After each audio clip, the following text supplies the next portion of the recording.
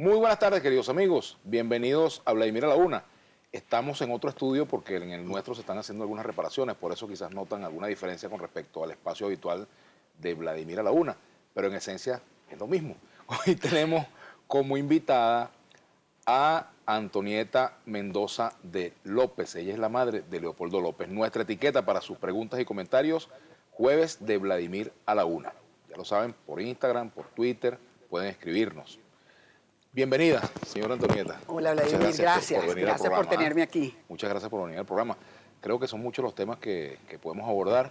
En primer lugar, la situación actual de Leopoldo López, el aquí y el ahora de Leopoldo López. Bueno, el aquí y el ahora de Leopoldo López tiene una característica muy especial. Las condiciones se han ido agravando en los últimos 4 o 5 meses de una manera muy preocupante. Leopoldo, por el último año, estuvo aislado en solitario. ¿Eso qué quiere decir aislado en solitario? Eso es un término que se utiliza a nivel de las Naciones Unidas. Es la persona que no tiene contacto absolutamente con nadie, solamente con los 4 custodios que están destinados a vigilarlo. Y sus familiares los fines de semana cuando no lo castigan, y los abogados una vez al día. Yo quiero que entendamos lo que quiere decir. ¿Una vez al día? Al día. Una vez a la semana. A la semana. Perdón, una hora todos los días. Los abogados, y nosotros sí tenemos las entradas viernes, sábado y domingo. Hay que ver lo que quiere decir 365 días solo con él mismo. O sea, esto se define, esto es un trato cruel, esto es tortura, es trato cruel y sistemático. Se define el aislamiento en solitario. En esas condiciones, Leopoldo debe tener una llamada al día, 5 o 10 minutos, para hablar con su mujer, con Lilian, con sus hijos, con Manuela y Leopoldo Santiago. Desde hace 2 meses creo que ha hablado 3 veces. Él está hablando, hay una caseta en el sitio donde nosotros nos reunimos con él, al lado hay un custodio con un switch, y si el custodio, a su mejor saber y entender, le parece que puede cortar, corta la llamada. Es una violación. A Leopoldo le están violando su correspondencia. Todo reo, todo preso tiene derecho a la privacidad de la correspondencia, tanto la que entra como la que sale.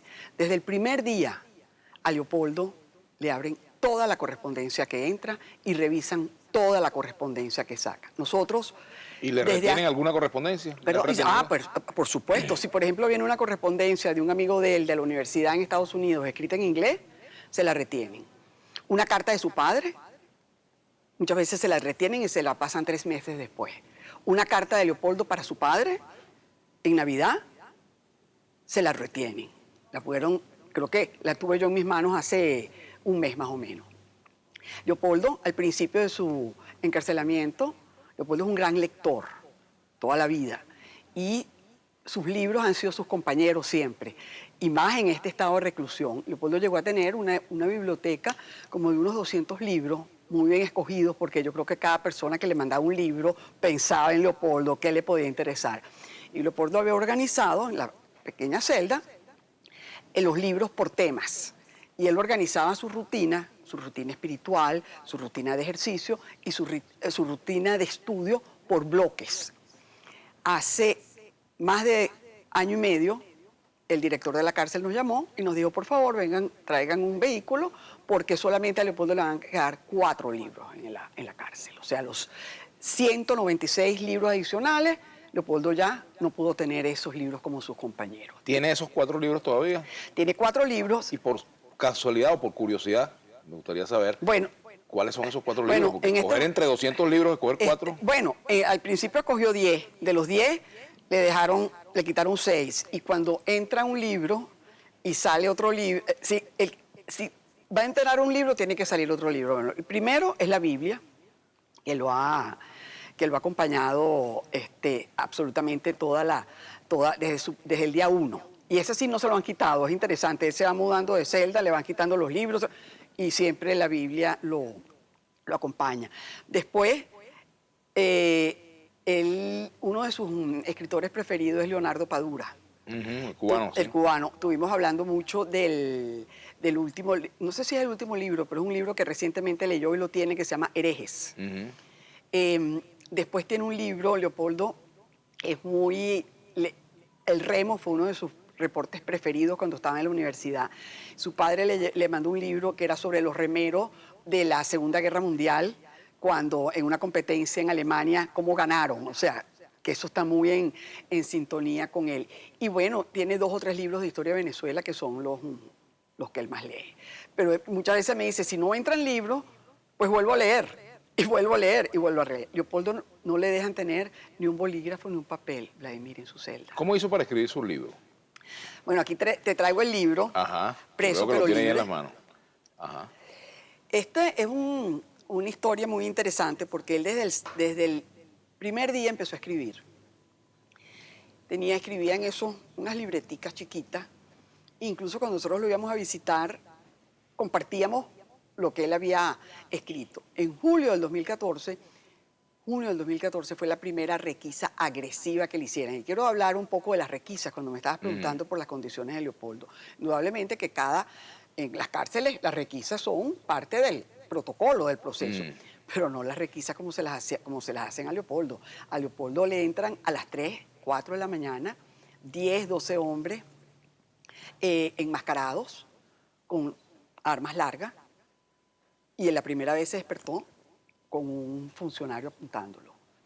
Le revisan toda la celda, le sacan el colchón, bueno, una cosa absolutamente violenta. Esa primera vez le robaron porque no tenían derecho a habérselas quitado, sus anotaciones. Eso lo desanimó mucho y pasó como unos 3 meses sin escribir. Y nosotros lo fuimos entusiasmando, diciéndole, mira, yo creo que es un momento muy importante para ti. Ni siquiera estábamos pensando en el libro. En esos primeros meses pudimos sacar algunas notas. Después yo creo que recuerdes que Leopoldo tuvo un año y medio de juicio. Fueron 750 horas. Entonces él aprovechaba con aquellas horas interminables, con aquellos testigos del Ministerio Público, serán audiencias de 8 o 9 horas, entonces él escribía y pasaba las notas a sus abogados. Y en el último periodo, que la cosa se empezó a poner muy fuerte, tanto mi hija Diana como Lilian como yo nos escribíamos aquí en las piernas, en la piel, en nuestras pieles. Y así sacábamos las notas. Por eso este libro ha sido un gran esfuerzo, por la dificultad para sacarlo. Y para terminar hablando del libro, lo que vas a leer aquí fueron la situación de Leopoldo hasta el septiembre del 2015. Del 2015 ahora, agosto del 2016, las condiciones de Leopoldo están mucho peor. Señora Antonieta, una pregunta con respecto al inicio de todo este periodo que Leopoldo López ha pasado en la cárcel. ¿Considera usted que fue un error entregarse a las autoridades? Absolutamente. Yo quiero recordar que el día que Leopoldo decidió entregarse no, esa no es la palabra, yo quiero decir que Leopoldo le dio la cara a Venezuela y al mundo, y su primera frase fue, le doy la cara a la justicia injusta. Leopoldo sabía desde el primer momento a lo que él se estaba enfrentando. Yo quiero recordar que Leopoldo tiene 15 años siendo perseguido por el régimen. Tenemos que hacer una pausa. Me gustaría profundizar un poco en por qué considera usted que fue un error que Leopoldo López... Un error no fue un error. Ah, yo pensé que... No, yo entendí que había sido un error. No, absolutamente. No fue un error. No. Él no está arrepentido, ni usted está arrepentida de... Ni estoy arrepentida, ni la familia está arrepentida. Estamos todos como un bloque apoyando la decisión de Leopoldo, y lo he discutido muchísimas veces con él. Le dije, ¿cómo te sientes tú internamente? Me dice, mamá, más fuerte que nunca y más seguro de mi decisión. Vamos a hacer una pausa. Al regreso vamos a profundizar un poco y me gustaría también conversar, dentro de lo que quepa, pues de lo que se pueda revelar, de esa conversación con Diosdado Cabello, el rol de Diosdado Cabello en el hecho de que Leopoldo López esté hoy en Ramo Verde. Vamos a hacer una pausa. Nuestra etiqueta Jueves de Vladimir a la Una, para sus preguntas y comentarios que pueden hacerle a Antonieta Mendoza de López, la madre de Leopoldo López, dirigente de Voluntad Popular. Ya venimos.